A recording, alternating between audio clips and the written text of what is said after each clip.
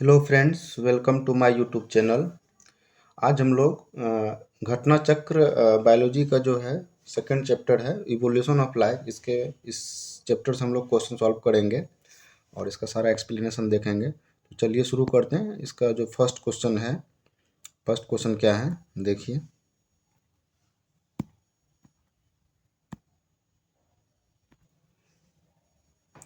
तो पहला क्वेश्चन हमारा क्या है देखिए।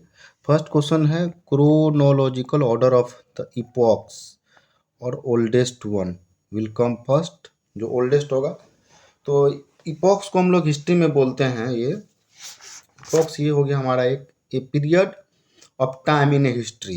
एक period of time in history that is important because of special event. कोई स्पेशल इवेंट के कारण ये पीरियड इम्पोर्टेंट हो जाता है।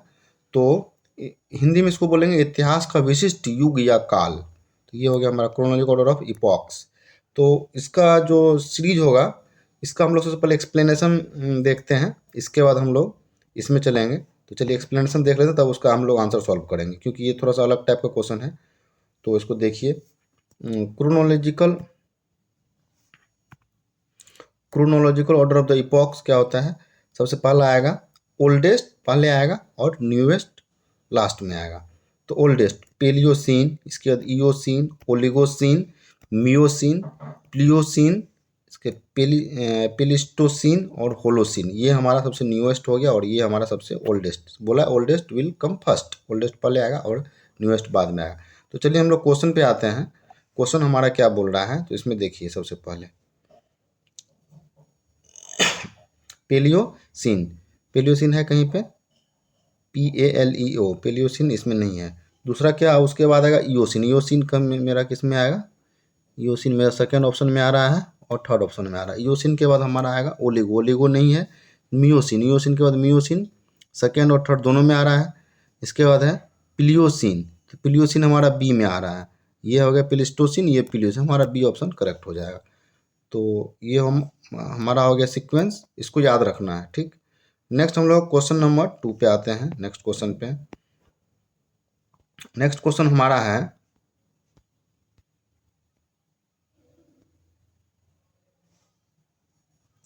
नेक्स्ट क्वेश्चन है which of the following gases was absent in the atmospheric of the primitive earth. जब earth primitive condition में सबसे पहले जो था, कौन सा गैस था was absent in the atmosphere. तो देख लीजिए, ये ऑप्शन 1 है, ऑप्शन बी, ऑप्शन सी में ऑक्सीजन है, हमारा ऑप्शन सी हो जाएगा। देखिए इसका एक्सप्लेनेशन देखते हैं। Primitive earth atmosphere was rich in methane, ammonia और वाटर वेपर। जो पहले अर्थ था उसमें प्रीमिटिव अर्थ, तो ये सब था हमारा रिच था। कार्बन डाइऑक्साइड था, कार्बन मोनोऑक्साइड, नाइट्रोजन और हाइड्रोजन और नियोन, ये सब प्रेजेंट था प्रीमिटिव अर्थ में। It was reducing atmosphere, it was a reducing atmosphere with no free oxygen available नहीं था। It is likely that hundreds of millions of years separated the first biological production of oxygen by the unicellular organism and its eventual accumulation in the atmosphere. ये फिर क्या हो गया, eventually accumulate हो गया oxygen का एटमॉस्फेयर में। तो हमारा जो प्रिमिटिव अर्थ था उसमें ऑक्सीजन नहीं था, ये बाद में रिड्यूस होते था। 100 ईयर्स के बाद ये हमारा फ्री ऑक्सीजन मिलना शुरू हो गया अर्थ पे। तो फिर ये ऑप्शन हमारा सी हो जाएगा। ये हमारा UPRO में पूछा हुआ है मेंस में। नेक्स्ट क्वेश्चन नंबर थर्ड पे आते हैं, देखते हैं क्या थर्ड क्वेश्चन नंबर। ये हमारा है the consider the following statement और which of the statement given above is correct. इसमें कौन सा स्टेटमेंट करेक्ट है और कौन सा रॉन्ग है। सबसे पहला स्टेटमेंट पढ़ते हैं हम लोग। Earth magnetic field has reversed every few hundred thousands year. इसका मतलब बोला है कि अर्थ का मैग्नेटिक फील्ड जो है रिवर्स हो जाता है every few hundred thousands year में। सेकेंड क्वेश्चन है earth was created more than 4000 million years ago, there was a 54% oxygen and no carbon dioxide. ये तो हमारा ऐसे ही गलत हो गया। अभी पहला क्वेश्चन में पढ़े हैं, कार्बन डाइऑक्साइड तो था लेकिन ऑक्सीजन नहीं था, तो ये ऑप्शन 2 तो नहीं होगा करेक्ट। नेक्स्ट क्वेश्चन देखते हैं। Living organism originated, they modified the early atmosphere of the earth. बोला living organism, when living organism originated they modified the early atmosphere of the earth. तो इसका ऑप्शन क्या हो जाएगा हमारा, ऑप्शन 1 और 2 तो गलत था, 1 और 3 करेक्ट होगा। ऑप्शन क्या है इसमें देखिए, ऑप्शन नंबर सी करेक्ट होगा। चलिए इसका एक्सप्लेनेशन को हम लोग देख लेते हैं। थोड़ा सा इसका लेंथी एक्सप्लेनेशन है, थोड़ा सा धैर्य रख करके इसको समझें। बोल रहा है over the history of the earth, over the history of earth magnetic field has reversed every several 100,000 years. First option यही था हमारा। Over the last 5 million years earth magnetic field reverse itself at least 20 times. बोल रहा है कि last 5 million years में जो है 20 टाइम्स अर्थ का मैग्नेटिक फील्ड चेंज हो चुका है। Over the last 20 million years the reversal happens about 200,000 to 300,000 years. However, it has been about 780,000 years since the last reversal. मतलब 780,000 साल पहले जो है लास्ट रिवर्सल हुआ था। हैंस स्टेटमेंट 1 करेक्ट, स्टेटमेंट 1 तो करेक्ट ऑलरेडी हम लोग देख चुके थे। अब नेक्स्ट है हमारा when earth was created there was no oxygen in the atmosphere. सही बात है। Oxygen always present in the compound in the earth interior. Oxygen था लेकिन अर्थ के कंपाउंड में था, इंटीरियर में। Atmosphere and oceans did not begin to accumulate in the atmosphere as oxygen O2, लेकिन वो फ्री ऑक्सीजन नहीं था। तो अब बोल रहा the earliest atmosphere contain carbon dioxide, methane, water vapour, carbon monoxide, ammonia, nitrogen, hydrogen. बोल रहा प्रिमिटिव अर्थ में हमारा ये सब चीज़ था। क्या सब था? कार्बन डाइऑक्साइड था, मीथेन था, वाटर वेपर था, कार्बन मोनोऑक्साइड था और ammonia, nitrogen, hydrogen. Hence statement 2 is incorrect. इसमें तो स्टेटमेंट 2 में क्या बोल रहा है हमारा कि ऑक्सीजन ही प्रेजेंट था प्रिमिटिव अर्थ पे, जो कि गलत है। प्रिमिटिव अर्थ में ऑक्सीजन नहीं था। 4,000 मिलियन ईयर्स एगो ये ऑक्सीजन नहीं था। अब when living organism originated they modified the early atmosphere of the अर्थ। ये भी ऑप्शन नंबर 3 का एक्सप्लेनेशन दे रहा है, जो कि सही है। However it is likely that hundreds of millions of years separated the first biological production of oxygen by the unicellular organism। First biological production जो हुआ था ऑक्सीजन का यूनिसेलुलर ऑर्गेनिज्म के द्वारा हुआ था। And its eventual accumulation in the atmosphere. दस statement 3 is correct. मतलब स्टेटमेंट 1 और स्टेटमेंट 3 करेक्ट है, तो सो ऑप्शन सी में ये दिया हुआ है, तो हमारा ऑप्शन सी करेक्ट होगा। नेक्स्ट हम लोग क्वेश्चन नंबर 4 करेंगे। क्वेश्चन नंबर 4 पे आते हैं। बोल रहा है according to the recent proof life on the earth emerged approximately. तो अर्थ पे जो लाइफ कब इमर्ज हुआ? Around 4.6 billion years ago. तो देखिए ऑप्शन में 4 बिलियंस में 10⁹ होगा ऑप्शन में। देखिए 10⁹ किस में आ रहा है? इसमें आ रहा है, तो हमारा ये ऑप्शन डी हो जाएगा करेक्ट। ठीक है, तो वही बोला the age of earth is about 4.6 billion years. तो अर्थ का जो एज है 4.6 बिलियन ईयर्स है। This dating is based on the evidence from radiometric age dating of the meteorite materials. ये जो हमारा है ये डेटिंग जो है किससे है? Radiometric age dating of the meteorite materials and is consistent with the radiometric age of the oldest non terrestrial and lunar sample. According to recent proof life on the earth emerged about 2 billion years ago. ठीक है, option number D हमारा correct हो जाएगा। हम लोग next question पे आते हैं। Question number 5, which is the oldest organism? Which is the oldest organism on the अर्थ? क्या होगा आंसर? Blue green अलगी। तो इसका एक्सप्लेनेशन हम लोग देख लेते हैं। इसका ब्लू ग्रीन अलगी का, blue green अलगी is the oldest organism on the earth. Blue green अलगी जो है oldest organism on the earth. They obtain their energy through the photosynthesis. ये अपना एनर्जी कहाँ से प्राप्त करते हैं? फोटोसिंथेसिस के द्वारा। They are also known as, इसको साइनोबैक्टीरिया भी बोलते हैं ब्लू ग्रीन अलगी को। By producing gaseous oxygen as a by product of photosynthesis they played a greater role in dramatically changing life form of the earth by stimulating biodiversity। समझ गए? ये blue green अलगी जो हमारा oldest organism on the अर्थ है, इसको और ये अपना एनर्जी कहाँ से प्राप्त करते हैं? फोटोसिंथेसिस के द्वारा। और इसको हम लोग साइनोबैक्टीरिया भी बोलते हैं। ये गैसेस ऑक्सीजन प्रोड्यूस करते हैं as a by product of the photosynthesis. Photosynthesis का बाय प्रोडक्ट में हमारा ये गैसेस ऑक्सीजन बाय प्रोडक्ट के फॉर्म में मिलता है। और they played a greater role in dramatic changing life form of the earth by stimulating the biodiversity. Next हमारा क्वेश्चन है, क्वेश्चन नंबर 6 में हम लोग इसका देखेंगे। The book the book origin of species was written by, तो origin of speech किसने लिखा था? तो ऑप्शन हो जाएगा डी, डार्विन ने लिखा था। तो ये हमारा 65 बीपीएससी में पूछा हुआ क्वेश्चन है, 2019 में पूछा गया है। तो इसका हम लोग एक्सप्लेनेशन देखेंगे। Charles Darwin explain the natural selection.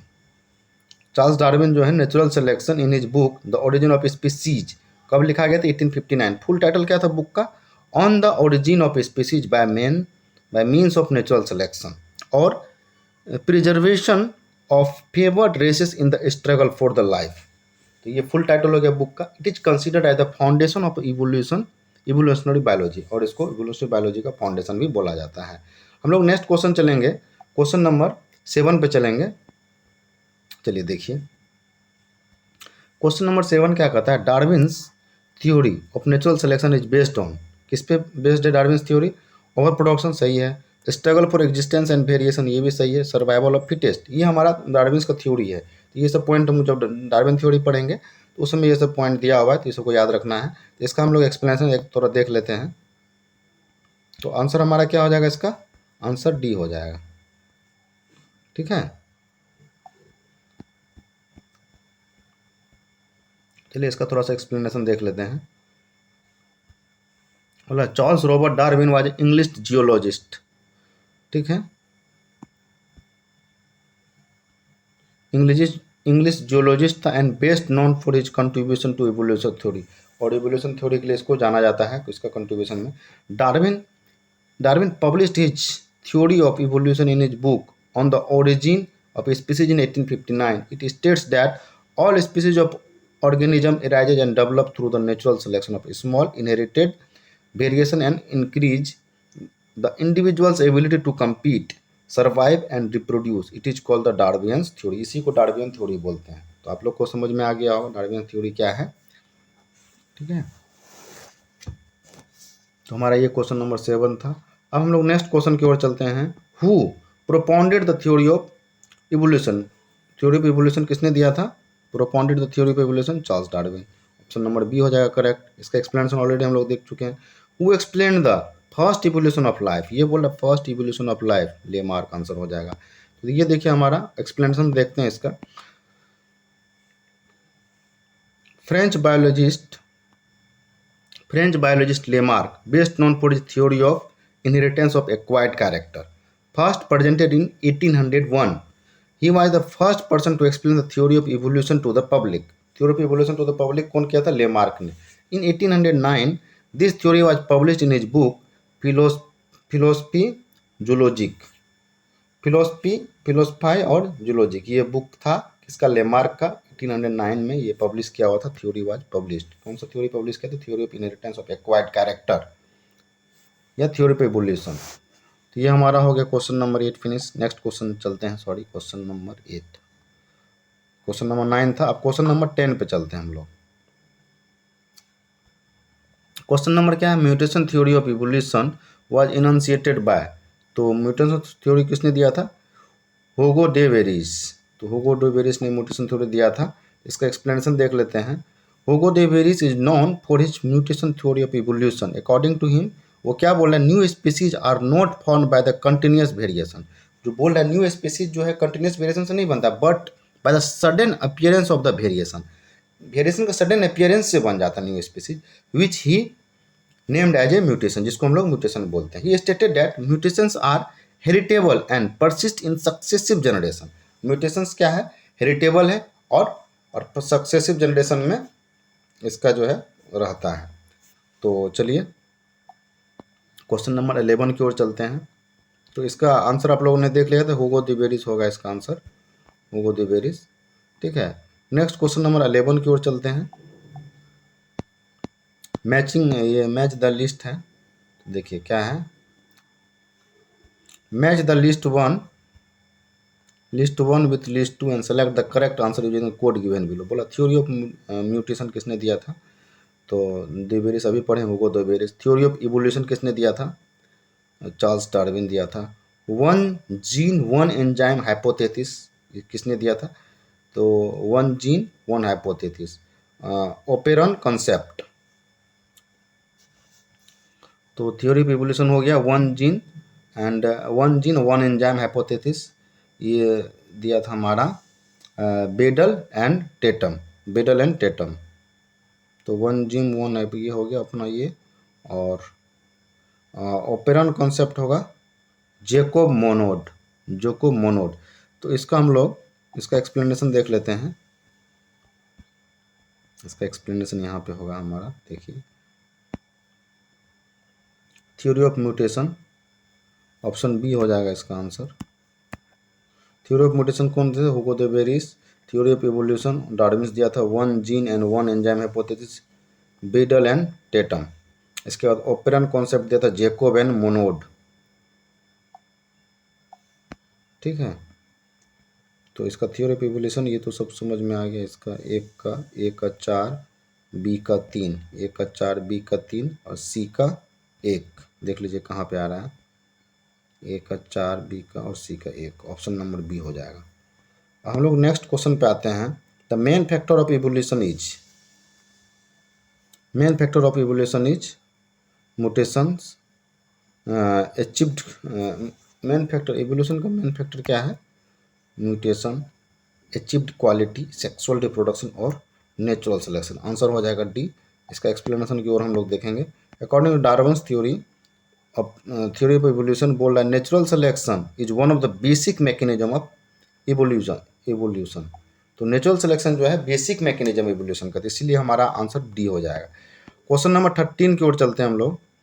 Question number 13 हमारा क्या बोलता है? In the context of organic evolution the loss of limbs in the snake is explain by the phenomena of. जो स्नेक का जो है लिम्स का लॉस जो है, ये ऑर्गेनिक इवोल्यूशन के कॉन्सेप्ट में बताना है कि उसका जो है डिसयूज ऑफ ऑर्गेनिज्म, या उस ऑर्गेन का कोई यूज नहीं कर रहा था, धीरे धीरे उसका लॉस हो गया लिम्स का। तो adaptation of living in borrows, natural selection, inheritance of acquired. नहीं, ऑप्शन नंबर ए हो जाएगा करेक्ट। इसका हम लोग एक्सप्लेनेशन देखेंगे, थोड़ा सा इसका एक्सप्लेनेशन लेंदी है। बोल रहा है लेमार्किज्म इज द आइडिया, और Lamarckism inheritance is the idea that an organism can pass one characteristic that it acquired during its lifetime to its offspring, also known as inheritance of the acquired character.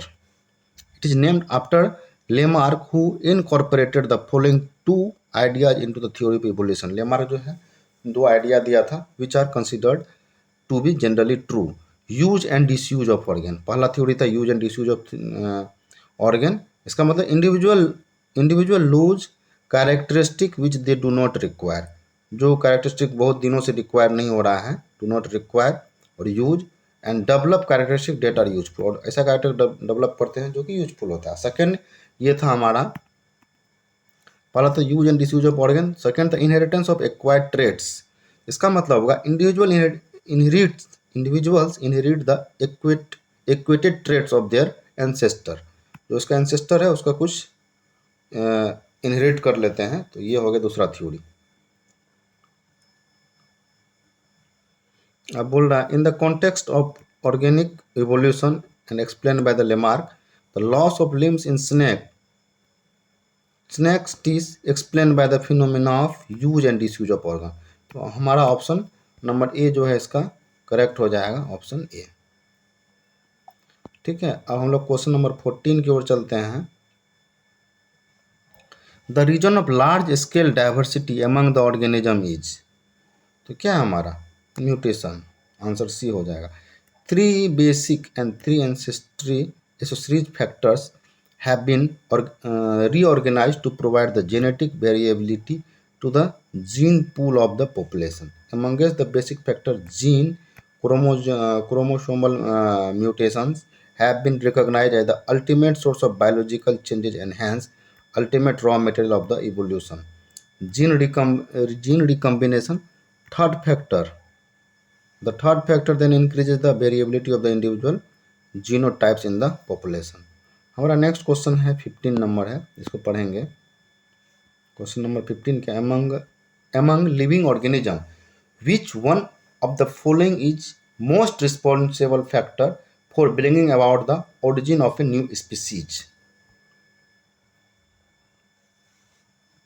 तो origin of new species हमारा क्या हो जाएगा? Mutation. In biology mutation is a permanent change of the nucleotide sequence of the genome of an organism, virus, or extra chromosomal DNA or the other genetic element. Mutations result from the damage to DNA. Mutations जो है result है damage to DNA which is not repaired or to RNA genomes, typically caused by the radiations or chemical mutagens. Errors in the process of replication or form from the insertions or deletion of the segment of DNA by mobile genetic element. Mutations play a part in both normal and abnormal biological process, including evolution.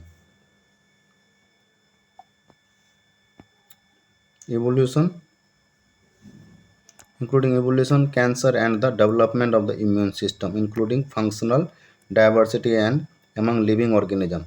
The most responsible factor for bringing about the origin of a new species. Question number 16 देखेंगे.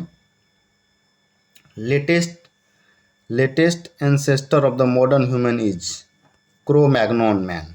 Answer हो जाएगा B. तो Cro-Magnon के बारे में हम लोग थोड़ा सा इसका एक्सप्लेनेशन देख लेते हैं.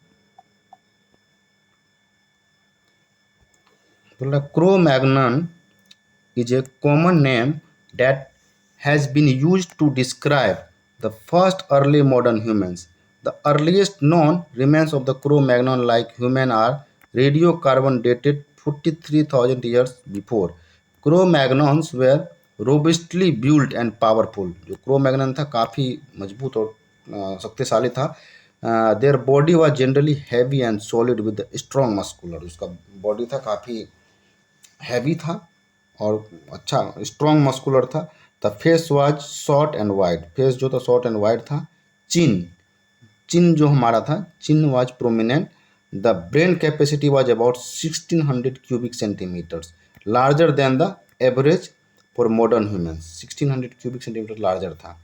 However, recent research suggests that physical dimensions of so-called the Cro-Magnon are not sufficiently different from the modern humans to warrant a separate designation. तो जो मॉडर्न मैन है उससे ज़्यादा कुछ अलग नहीं था. तो हम लोग नेक्स्ट क्वेश्चन की ओर बढ़ते हैं. क्वेश्चन नंबर 17 की ओर आते हैं. The word Denisovan is sometimes mention in the media in reference to an early human species. इसका एक्सप्लेनेशन देख लेते हैं. Denisovan is sometimes mention in reference to.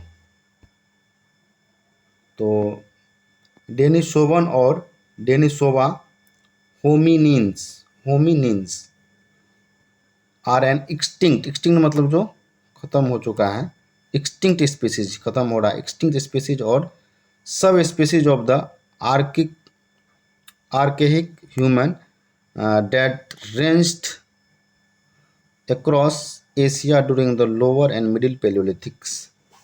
The first identification of the Denisovan individual occurred in 2010 based on the mitochondrial DNA extracted from a juvenile female finger bone excavated from the Siberian Denisovan's cave in the Altai Mountain in 2008. Nuclear DNA indicate close affinities with the Neanderthal. Additional specimens from Denisovan cave were subsequently identified as single specimen from the Vaishya Karst cave on the Tibetan plateau. DNA evidence suggests they had dark skin, eye, and hair, and had a Neanderthal-like build and facial features. However, they had larger molars, which are reminiscent of the middle two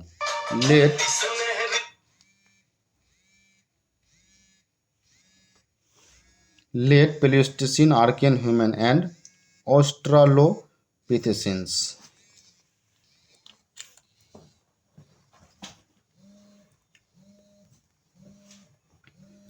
question number 18 पे आते हैं.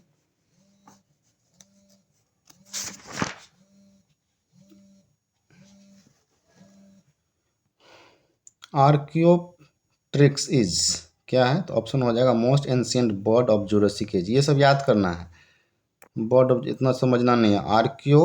Archaeopteryx is the bird of the Jurassic age. तो इसके बारे में हम लोग थोड़ा सा एक्सप्लेनेशन देख लेते हैं। Archaeopteryx is a connecting link between reptila and the apes. It is a creature in which we found the character of the both reptiles and birds. Archaeopteryx dating from about 150 million years ago during Jurassic period when many dinosaurs lived. It is one of the oldest known bird. Archaeopteryx is जो oldest known bird है. It is the first bird and modified from the reptiles. ये reptiles का modification है, ठीक है। Archaeopteryx is connecting link between which of the following classes of the animals? Amphibian, apps, गलत। Option number B हो जाएगा, अभी तुरंत पढ़े हैं, रेप्टाइल्स एंड एप्स। इसका एक्सप्लेनेशन देख लिए हैं। हम लोग नेक्स्ट क्वेश्चन की ओर आते हैं। Mammoth is ancestor of, mammoth मतलब विशाल का है, तो क्या होगा इसमें, देखिए विशाल का एलिफेंट होगा, आंसर डी हो जाएगा। तो इसका एक्सप्लेनेशन हम लोग थोड़ा देख लेते हैं। Extinct mammoth is more closely related to the today's African elephant or Asian elephant. Modern elephant and woolly mammoths share a common ancestor that lived about 6 million years ago. समझ गए, तो मैमोथ हमारा एलिफेंट है, African और Asian elephant. ऐसे mammoth का little meaning भी होता है बिग, लार्ज, ठीक है। डायनासोर्स वेयर, अब बोला डायनासोर्स वेयर क्या थे, ये हमारा टाइप दिया हुआ है। तो डायनासोर्स वेयर मेसोजोइक रेप्टाइल्स, तो मेसोजोइक रेप्टाइल्स है, इसके बारे में थोड़ा सा एक्सप्लेनेशन देख लेंगे। Mesozoic reptile, Mesozoic era is the age of the dinosaur. जो मेसोजोइक एरा है एज ऑफ द डायनासोर है and lasted almost 180 million years from approximately 250 to 65 million years ago. The era include the three well-known periods called the Triassic, Jurassic और Cretaceous period. Next question हमारा है question number 22 है। Dinosaurs where, dinosaurs where क्या था, dinosaurs were Mesozoic era, ठीक है। Question number 23 है, इस चैप्टर का लास्ट क्वेश्चन हम लोग देखेंगे।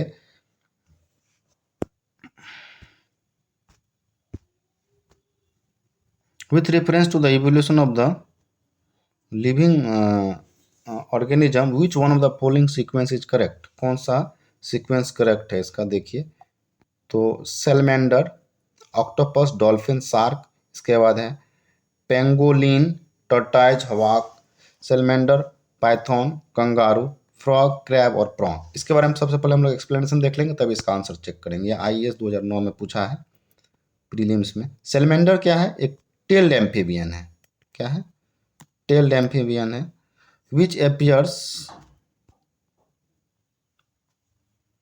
360 million years ago. Python is a reptile which appeared about 300 million years ago, while kangaroo is paused mammal or marsupial which appeared about 145 million years ago, ठीक है। With reference to the question the correct sequence is salamander, python और kangaroo. तो ये हम लोग ये time table देख करके उसके हिसाब से कर देंगे। तो सेलमेंडर 360 मिलियन ईयर्स अगो, इसके बाद हमारा हो जाएगा पाइथन हो जाएगा 300 मिलियन ईयर्स अगो और कंगारू 145 मिलियन ईयर्स अगो। तो ये हमारा सीक्वेंस हो जाएगा। तो ऑप्शन हमारा क्या हो जाएगा करेक्ट, ऑप्शन सी करेक्ट हो जाएगा। तो आज का ये चैप्टर हमारा फिनिश हुआ। नेक्स्ट चैप्टर हम लोग टैक्सोनॉमी करेंगे, घटना चक्र का। अगर आपको ये लेक्चर हमारा अच्छा लगा है तो वीडियो को लाइक करें, शेयर करें और अपने फ्रेंड के साथ सब्सक्राइब करें ताकि हमारा मोटिवेशन बढ़े नेक्स्ट वीडियो शूट करने के लिए। Thank you very much.